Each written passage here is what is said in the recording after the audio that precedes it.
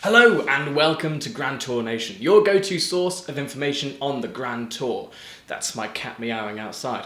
I'm your host, Alex Harrington. Make sure you find me on Twitter at AlexDoesCars. And before we get into today's story, if you enjoy the video, leave a like, subscribe, click that notification bell, and if you do that, I might just feed my cat. Oh, and find out more on GrandTourNation.com. Earlier this year and the year before that, Richard Hammond came under allegations of being homophobic. Yeah, I know. Will Young, a pop singer who made his name in Pop Idol quite a few years ago, was the main push behind these allegations, but now Hammond has responded in a recent interview about the upcoming episode Carnage A Trois. I'm looking forward to it, I'm excited. Young, who posted to his Twitter account at the time where he called out the Grand Tour, seriously, he really went on a rant about this. He later on after this had an interview where he labelled Richard Hammond the worst of the trio after he criticised the show for making jokes about a gay man's car. And that's a quote. He called it a gay man's car, which is surely more homophobic than joking about, like, moisturiser. Anyway, Richard has obviously denied this.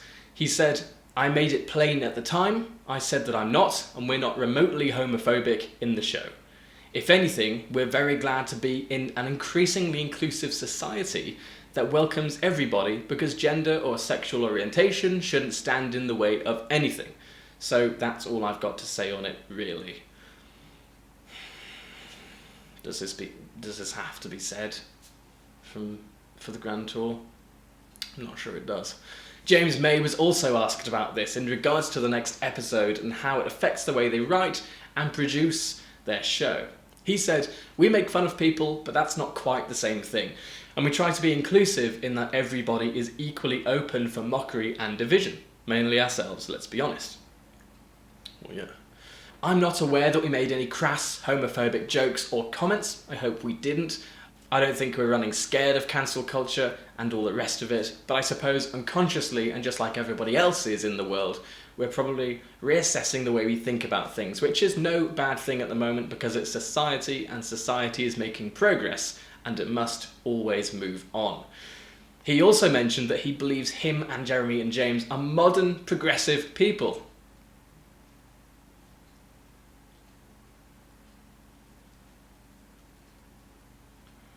He said the following: "So we're not entrenched. We haven't dug ourselves in and said, no, we're living in the 1970s with 1970s attitudes.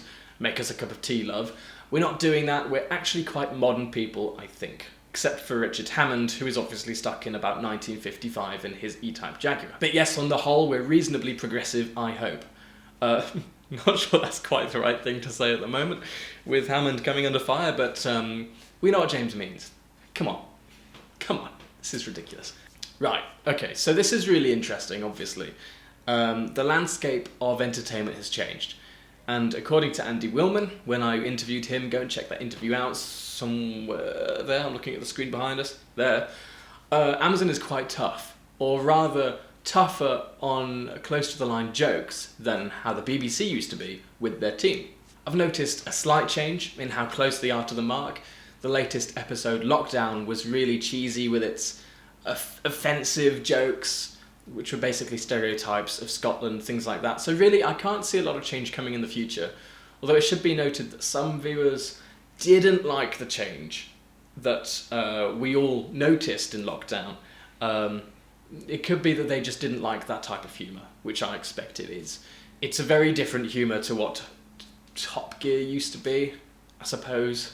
Kind of. It's along the same line, but it is a bit different. It's a bit more cheesy and a little more friendly to the average modern consumer, I suppose, from Amazon's point of view. We'll see how things evolve in the next episode and how it compares to this series of Top Gear, because, come on, let's face it, Top Gear's been quite good. At least I'm enjoying it.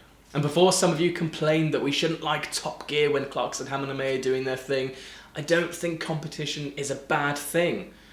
And any car show, for me, is a good car show. The Grand Tour Carnage A Trois is available to watch on Amazon Prime from December 17th.